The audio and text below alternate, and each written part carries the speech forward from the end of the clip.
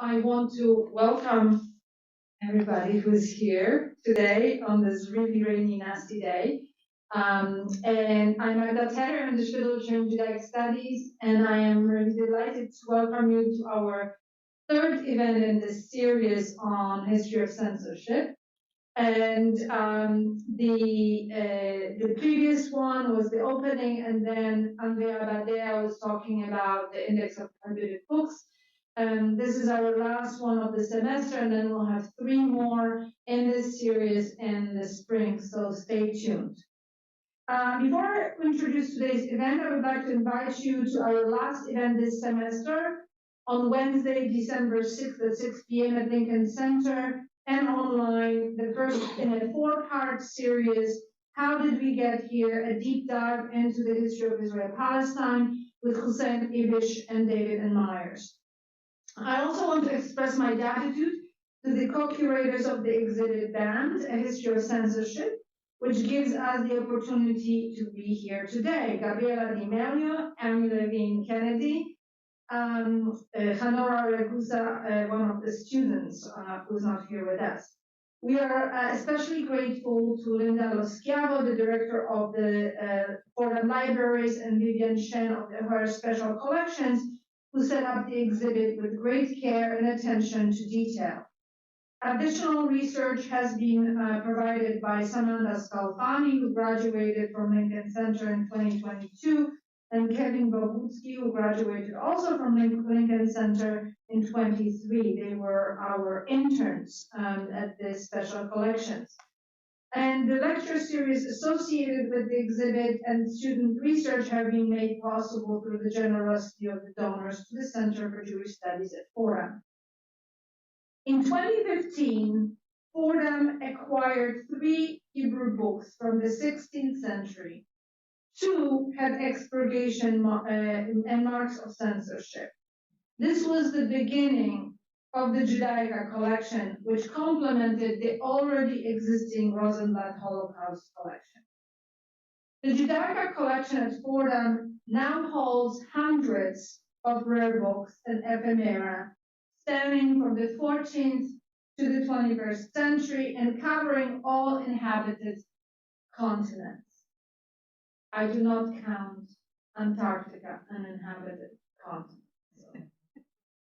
Among them are Hebrew books that were censored and expurgated from the 16th to the 19th centuries, and the exhibit weaves the story of the censorship of Jewish books into the larger story of book censorship and book bans. In fact, some of the most prominent examples of wholesale book burnings and censorship in Christian Europe are Christian burnings of Jewish books, with the burning of the Talmud, along with the carts of Hebrew books in Paris in 1242, perhaps best known.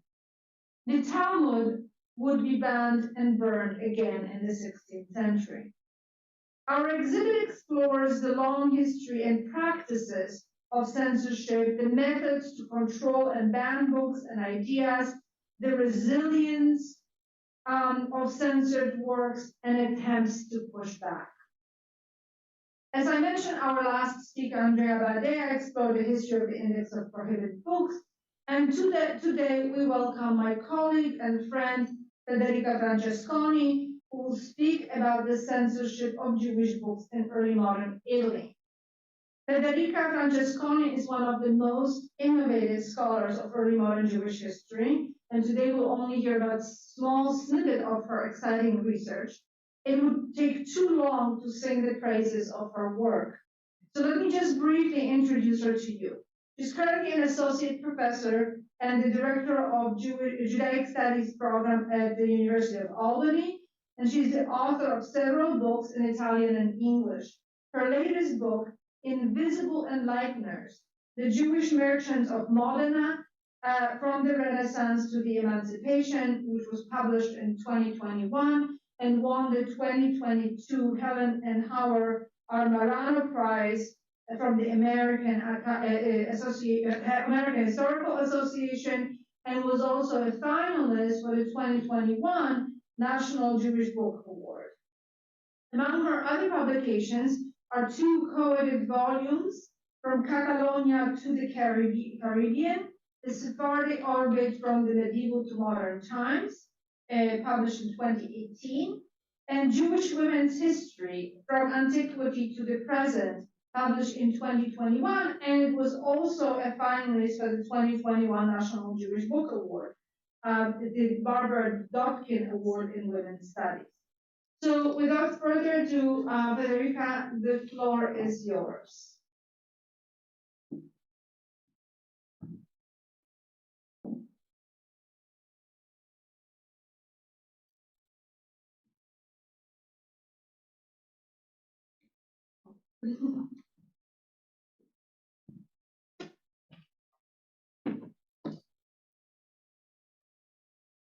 Thank you, Magda, for the wonderful introduction, and thank you all of you for being here with this wonderful weather. I promise I didn't bring this weather from Albany.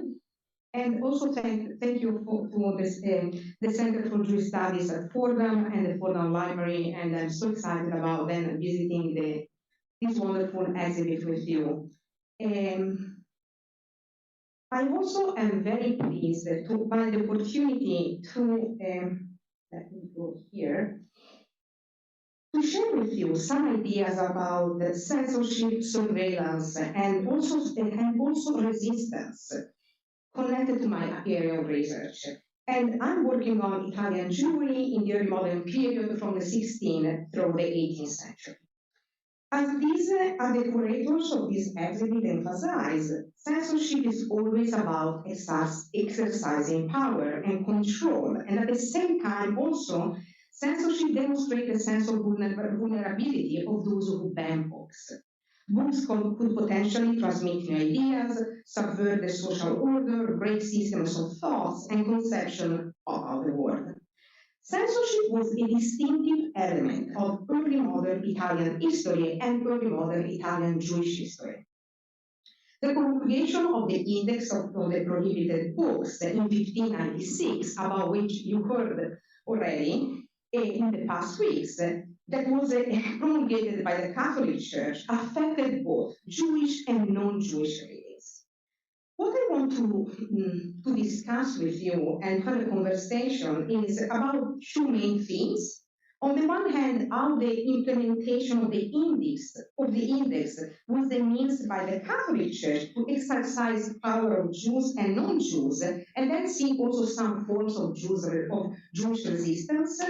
And in the last part, I just want to look at some attempts to put under surveillance books and to limit reading choices by the male Christian and Jewish male establishments that at times were unsuccessful, and we see how actually women also acted forms of resistance in terms of choices of readings. Let me just say a few words on the historical context of Jews in Italy. By the late 15th century, and by the way, here you see the map, if you are not convinced like me that Italy is the center of the world, by the late 15th century, after the medieval expulsion from England, France, Germany, Spain, and Portugal, Italian Jewish communities in northern and central Italy became safe ports for Ashkenazi and Sephardic Jewish refugees. Even after the expulsions from the kingdoms of Sicily in 1492 and Naples in 1510, Italy remained the only Western European region in which Jews could live in a relative stability. New challenges affected, though, not only Italian Jews during the 16th century, but also Jews from the Ottoman Empire, Eastern Europe, and conversos from the Iberian Peninsula who settled in Italy. And the first change that we can see here, I take you to Venice, is in 1516, the government of the Serenissima in the city of Venice established the first Italian ghetto. It was a restricted quarter that you see here, where Jews were forced to reside in an attempt to establish a compromise between the religious teachings of the Catholic states and its socioeconomic needs. The ghetto was conceived as a sort of counter city built for segregation, but despite the harsh conditions Jews endured, it became socially, culturally, and religiously, and also ethnically, one of the most fluid enclaves of the early modern period. Indeed, in terms of the relevance of Venice to the exhibit today, that we are going to visit Venice in a few minutes, Venice became the most important printing center of Hebrew and Yiddish books in the 16th century. And many of the Hebrew books from Italy in the exhibit were printed in Venice. Jewish life and culture in Italy then were profoundly affected by the second half of the 16th century. There were conversionary efforts initiated by Paul IV, who ruled as a pope from 1555 to 1559, and counter-reformation papal policies that targeted various forms of European heresy. The latter, these policies, included the burning of the Talmud in 1553 and the promulgation of the bull Cum Nivis Absurdum in 1555 that created the Roman ghetto, restricted Jewish economic activities and property ownership in the Papal States, and ultimately led to the establishment of ghettos throughout the Italian peninsula and local expulsions. The Talmud is a thorough collection of rabbinic teachings central to Judaism, and as this exhibit made clear, and also as Professor Teter remarked, it was a target of bans dating back to the 13th century.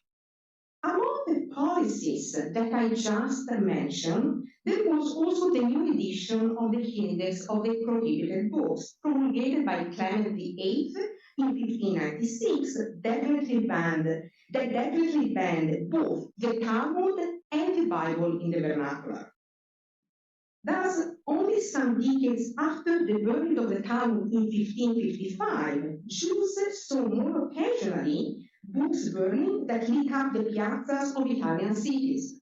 Among those that fled to the flames, in addition to the Talmud, were the vernacular Bibles, part of the books with which Italians were more closely familiar, lascivious books, lectionaries, and books by the Transalpine reformers, and that is also a part that we will see in terms of the first target of the Index of Prohibited Books from Erasmus to Luther. The Index of 1596 created a real trauma for both intellectuals and the common people, Christians and Jews alike. Of note, the Bible in the vernacular was banned and the text accepted only in Latin or in Hebrew. For example, for Jews was prohibited to own Bibles with translations in Yiddish, and for Christian Catholics they were prohibited to read the Bible in Italian or other vernacular languages. Italian Jews seem to have been doubly traumatized. The definitive prohibition against the Talmud effectively extended beyond the text. Basically, this prohibition was made in a way that the congregation of the Holy Office and the local inquisitors were putting their attention to other Hebrew books, since the Talmud was definitely banned. And these books were basically, and we'll see some here in the slides, and then in the exhibit. These books were basically potentially carrying a broad spectrum of blasphemous offenses. The most grievous of these were the denial of the principal theological doctrine common to both religions. For example, the belief in one omnipotent God, or blasphemy against the basic dogmas of the Church, such as the virginity of Mary and the divine nature of Christ.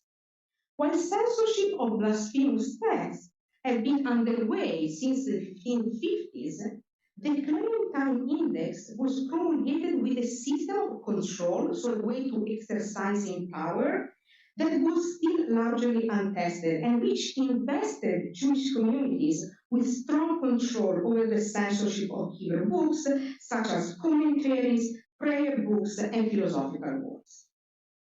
Many Italian ghettos, in a parallel way, were created right after the promulgation of the index.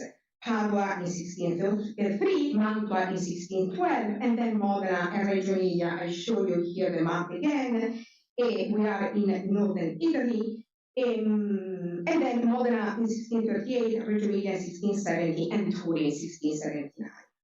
The definitive ban of the Talmud served to deprive the realm of censorship of its intellectual tension between Jews and Christians for some years. If the book could no longer exist, there was presumably nothing to debate. Rather, so my point is that what we'll see here in terms of this expurgation of Hebrew text in particular is a way to exercise power that actually lacked a sort of tension in terms of context. You will see in the exhibit a copy of the Basel Talmud was an attempt to produce a Talmud expurgated that could be palatable for the Inquisition and for the Holy Office. Then there you see a lot of tension in terms of context of what passages could be kept and others will be deleted from the text. What year is that? The Basel Talmud? The Basel Talmud, yeah, and we see in the exhibit. So here is more a way to target the text and target the Jewish readers as a form of political power. The ghettoization of the Jews and their expulsion from Italian cities was paralleled by the expurgation campaigns against Jewish texts. Jews in the city could be protected from, just as the city could be protected from Jewish pollution only through the segregation and the expulsion of Jews, so could the Catholic community be effectively sheltered from the contamination of Jewish blasphemies only through the banning of the Talmud and the expurgation of other Jewish texts. In order to understand better those dynamics of censorship, vulnerability, resistance, and surveillance, let us follow the books in the exhibits. So thanks to the information in the colophons and the signatures of these expurgators, could be some texts can be located originally in the city of Modena, the capital city of the Estedaci in northern Italy, and here I show you here our capital city. Let me go to this text here. So here is an interesting code, and here is a facsimile that we have. We are talking about the illuminated book of Psalm written around 1280, and that was basically is written in a large vocalized Hebrew, surrounded by commentaries by Aaron Ezra and other medieval Spanish rabbinic authorities. What we have here is so we have basically the signature of a expurgator of Hebrew text, Luigi de Bologna, who expurgated this text in 1600, and this expurgator was a convert from Judaism to Christianity, was working in 1600 in the city of Modena. And here we see some passages, a passage in particular in the Psalm 119 that was basically blotted out from the text. And here you see you blast the course insolent ones who stray from your commandments. And we go there immediately in terms of context. What I also want to remark here is, for example, another book that is also in the exhibit is a Sefer Shelit Yosef that was published in Mantua in 1593. Is an anthology of the Talmud. And on the back of the last printed page of the books, we see the handwritten signatures of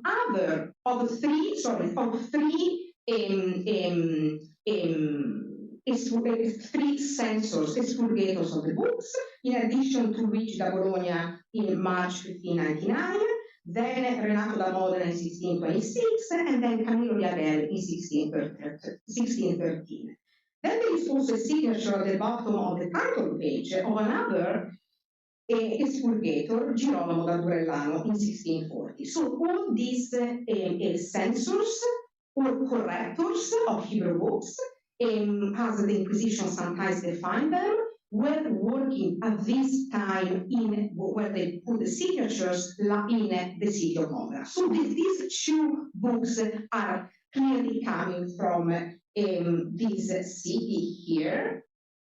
And here you see also an image of the city in the mid-17th century, and here the area of the ghetto where Jews at the time were already lived, and then the ghetto was established in 1638 at the end of the last expurgation campaign enacted by the Inquisition. So my point is that I see a parallelism here. Every campaign that we saw, I just mentioned, connected to the expurgator, 1600, 1626, and 1636, and then 1640, 1626, and then 1640, and 1613 and 1614, basically mark some moments in which Jewish life in this city is in decline. So I will go there immediately. So Modena becomes the new capital of the Duchy state of the Este Duchy in January 1598. The previous capital, Ferrara, was incorporated by the Papal State. And this city was quite interesting if you think about the concept of putting communities under surveillance.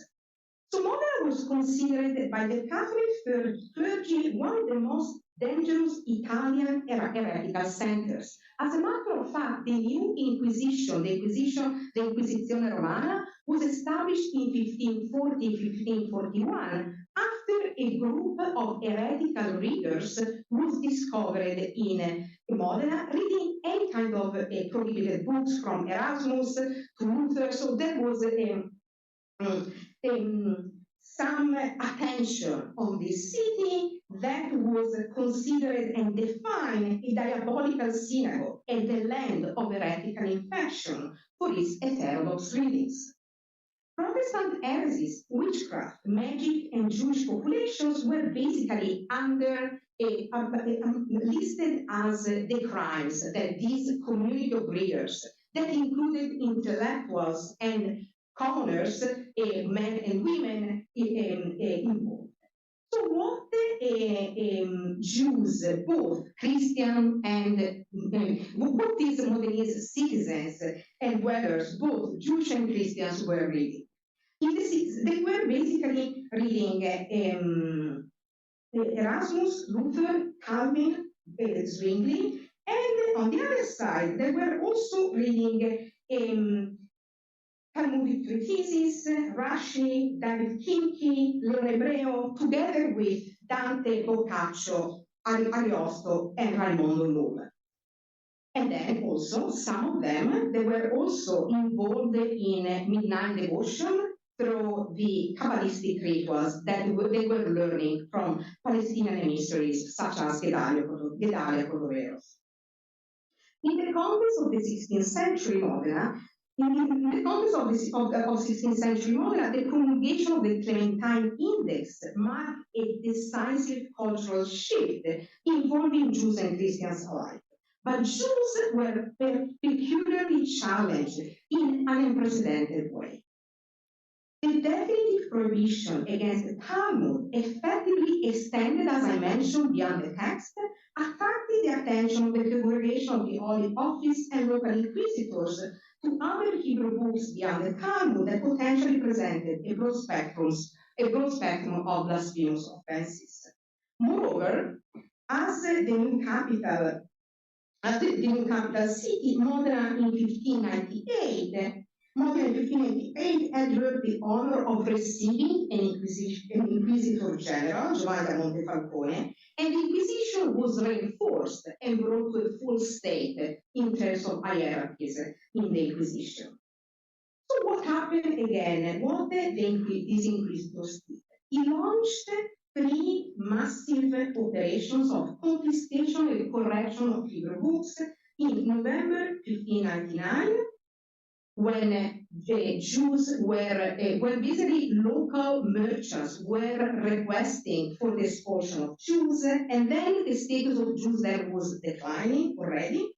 And then we have a second expurgation campaign in 1613, 1614, as I mentioned, and in this moment where the Modenese guilds members who were asking for the ghettoization of Jews. Expulsion was not possible, but they were asking for the ghettoization. The third campaign that our books show in terms of dates in 1626 occurred when the leaders of the Jewish community attempted to oppose the construction of the ghetto and to improve their conditions of life. Significantly, when the ghetto is established in 1638, then there are no anymore confiscation campaigns, except for this Daturalano that is also among the signatures also of the book on Psalm, the Parma Psalter, who was in charge of selecting some books and correcting them, but very few, was not anymore these massive campaigns of confiscation of Jews' books, meaning Hebrew and books as well, Hebrew, Latin, and Italian books. Among the correctors of Hebrew books who worked for the Holy Office in Modena and other cities, we have Camillo Iarella Correggio. He was born in 1554 and he died in 1624. He's one of my best characters in my book. He's certainly the most known to readers of the modern Hebrew books in Italy. He was a physician, one of the most celebrated censor and correctors of Hebrew books in Italy. He had converted to Christianity with his son Cyril, who also became a corrector of Hebrew books, and he abandoned his wife and his other children who refused to follow him in embracing Christianity. Da Correggio also was an ardent reader of classical Latin and Greek literature, medieval Jewish commentaries, and Italian poetry and literature. According to my sources, Camillo Iarella was the brother of the celebrated scholar Abraham Iarella de Gallici, and being an intellectual with a social status as a brother of a rabbi was considered basically a big fish to catch by the Catholic intellectuals of the time. So Camillo was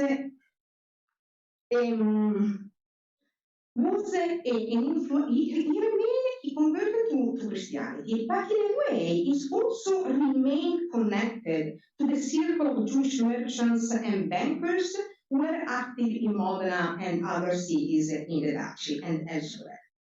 He kept also contacts with the Jewish circles after his conversion. And what is also interesting about that basically many books that you see in the exhibit were sent, expurgated, and corrected by him. But despite this indefatigable activity, he also ended up before the Inquisition in 1614 and 1620 for prohibited books.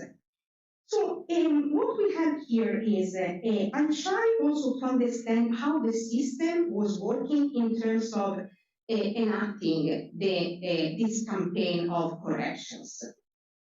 So here, for example, you have a passage from perhaps one of the most interesting books that was published in Venice in 1548, is a Rashi commentary on the Pentateuch. Shlomo Izaki, known as Rashi, he was born in 1840, he died in 1105, and was a medieval French rabbi and the author of comprehensive commentaries on the Talmud and the Hebrew Bible.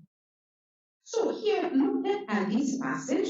Basically, our Rashi is making a comment on Genesis 1, 26, let us make a man, and then this is the verse, and then there is a commentary by Rashi. So what here, according to Camillo Gabriel, who also used one of the one of the booklets that were circulating among in the office, and they were written by usually converts who became correctors of Hebrew books, such as the Sefer Cook. He followed his own booklet and also this Sefer Cook that was composed in 1596. So here is the text. He wants, and so also there are some mention in the Sefer Cook, he wants that these passages from the editions of 1548 should be blotted out. So here is this passage where God is described to taking counsel with them, meaning the angels, according to Rashi, and then he consults with his retinue that was blotted out, and then here, although the angels did not make the creation, there is room on the basis of man assisting in God in this phrase for the heretics to claim supremacy. So here, what is how the mentality here works in terms of this passage? And then is very laconic the description of the Sefer Cook in the passage, let us make man, the heretics, all the editions. That is very laconic. So you really need to enter into this mentality. So basically here, what is the issue? How the plural we is to be understood is a controversial question in both Jewish and Christian literatures. The Midrash in Genesis cites 6 different explanations of this strange plural, while the church fathers take it to refer to the Trinity. So the main point here of this Camillo Yagel and the other than actually authors of other booklets is that in any case, this we can be connected to the idea that follows. It can be consult with his retinue. There is room on the basis of man assisting in God for the heretics to claim their supremacy. So here Christian readers are obsessed by the idea that the Jewish text accuse them of being heretics. So every text that can suggest this idea is blotted out from the book. And now here, if you look at the Parma manuscript, here you see also everything that is blotted out here is basically the idea that who are these, of course, insolent ones can be the Christian readers or Christians in general who are accused of being insolent and idolaters, basically. So here what we have. The idea that Jews claim their superiority over Christianity had obsessed censors of Hebrew books since the 13th century. But these texts and the Sefer Cook and other booklets show that this obsession reached a new high. So I quote from this booklet. Any mention of the word Avodah Zarah, that is meant as idolatry according to the Sefer Cook, unless it refers explicitly to idolatry practice in the past, should be replaced by the word akum, that is, worshippers of celestial bodies. Any mention of the word telamim, idols, should be followed by the word shalakum, of worshippers of celestial bodies. When the words goy, goim, nokri, or nokrites, Gentiles appear, it might be understood as implying slander, insult, or vilification of the Gentile. And the word should be erased and replaced by akum. Again, this over chokavim unatholot, that means worshippers of celestial bodies. So nothing should be even should not, all these words should be there in order to not make any connection of between the others in the Jewish text, meaning the Gentiles, meaning Christian Catholics, as idolaters. And then here, in the passage that is in one of the book of in the exhibit, the Sefer Mitzvot Gadol,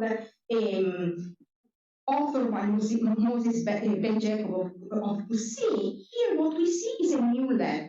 Here is often these passages that are completely blotted out, as you see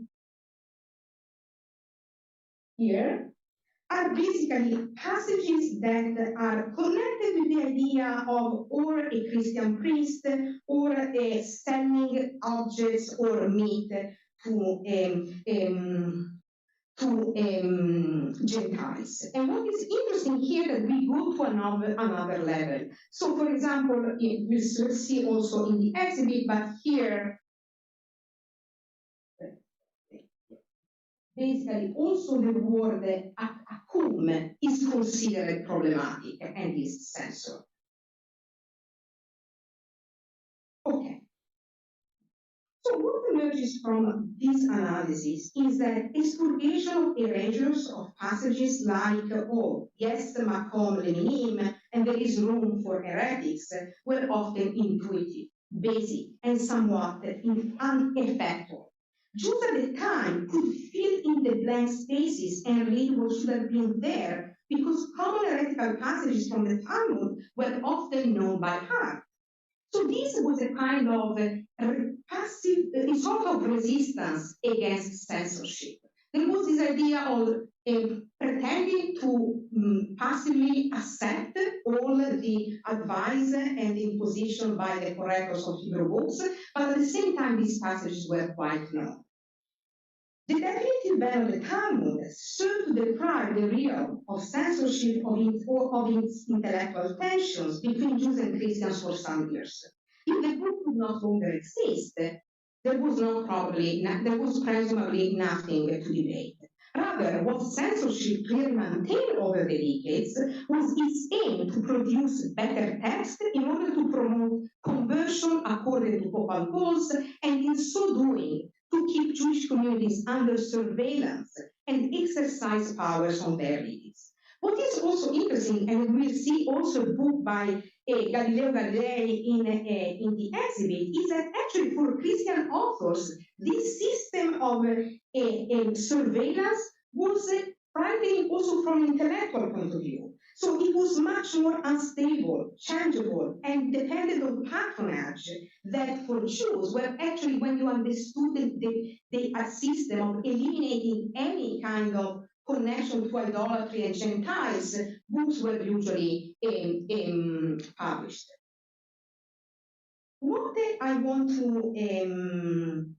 also mention, going back to Modena, is that this kind of system of surveillance and exercise of power was basically reached a high point 2 years before the ghettoization in 1636. So what happened here is that Jews, both men and women, in 1636 were targeted by the inquisitors for the possession of Hebrew and non-Hebrew books that was already expurgated 2 or 3 times. They were already checked.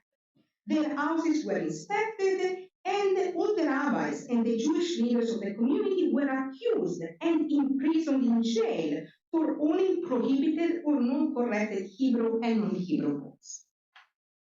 Let me just examine now the last part of my talk. When I was talking about the surveillance of the attempts to put under surveillance books and to limit reading choices by the male Christian and Jewish establishment. So here is a book that is basically a book of instruction for women on special tasks. This is the Yaakov Eltron's translation of Benjamin Schlonig's Seder Mitzvot Nashim. and was published in Venice in 1616, Padua 1625, and then in 1710. And Magda Teter knows a lot, much more than I know about this 18th century edition, and she has wonderful points she will share with us very shortly. So here is basically a book of instruction of specific commandments and that women should follow. What is also interesting about, and here, for example, you see that instead of boy and goyim, we have Ishmael and Ishmaelim as a trick to have the book with the word Gentiles, basically concept of non-Jews that accepted. So what is here interesting is that what I noted that in this moment of crisis, of ghettoization, local expulsion, and expurgation and surveillance of the community, the male leaders, both secular and rabbis in Italian cities, in Modena in particular, they try also to put under surveillance women and in a way to make the communities cohesive and to keep control on potentially subversive behaviors by women. So, here what we have, in my opinion, an attempt of limiting women's access to secular culture and to pushing them into a sort of cloistered sort of biblioteca seletta. So if we look at the introduction and the conclusion of the Italian introduction of this book, what Ertl is saying is, and so your daughter, even if they are not betrothed and are not yet the bride, they should read my book. And it's less harmful to read this book than Ariosto, the Decameron, and Amadis de Gaula, a 1508 Spanish famous prose of romance adventures. And also added not only these three books, but other such profane literature that are forbidden to read on the Sabbath, as Moses, our teacher, stated, since one can only learn obscenity and vanity from them. And he's so obsessed by the idea that women are reading Ariosto and Boccaccio and not books on the precepts that, frankly, I understand that Jewish women in the 16th century, I think that Cameron and Ariosto were much more interesting. And he basically tried to push the fathers and the future husband not allow women to read these books. And he repeats this aspect twice. So what happened here?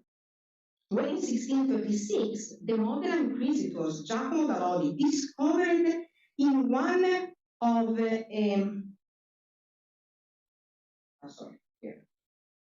discovered in one of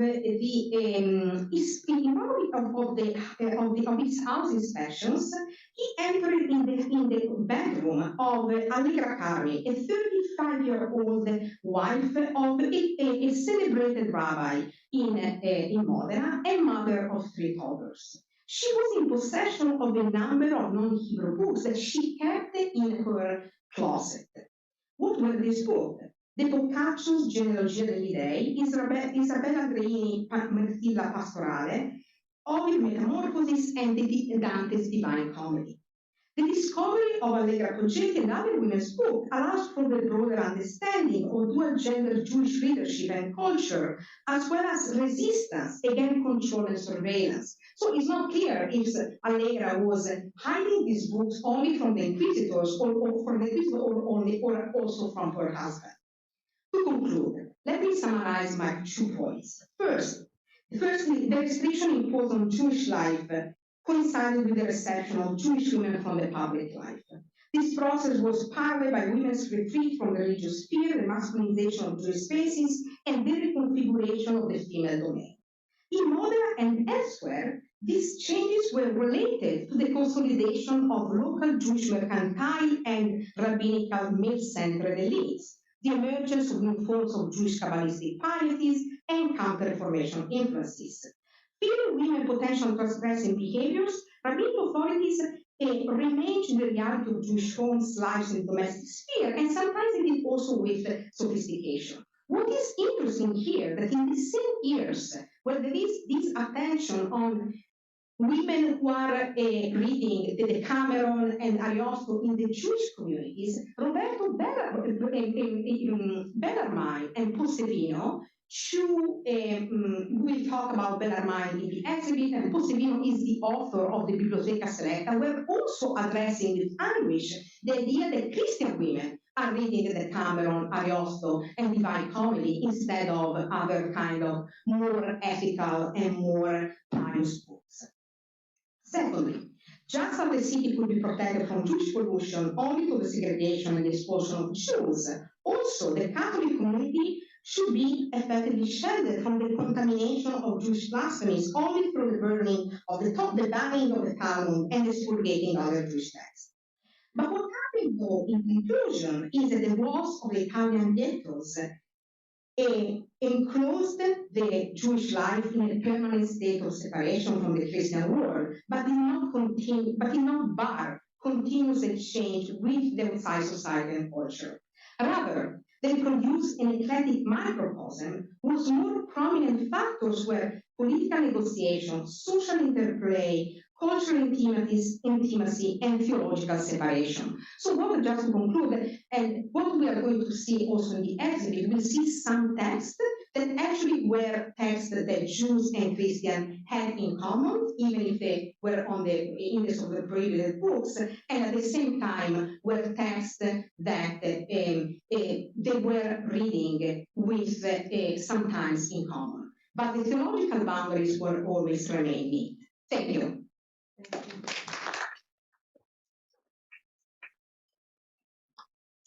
Thank you so much. So we will not take questions here because otherwise we would never get to the exhibit. So we'll go on our feet. We'll go to the first floor, the main floor as you enter, and the exhibit starts right to the left. This is me. To the left of the elevators in the exhibit hall. And then after that, we'll go to the fourth floor where the exhibit continues, and then there is coffee and food as a reward. And we'll talk about the Federica. So I'm really excited that she'll join us on the tour because she'll point to things that I may not be pointing, and she'll have interesting things to say. So once again, thank you, Federica, for a great talk, and we'll see you upstairs in the exhibit space.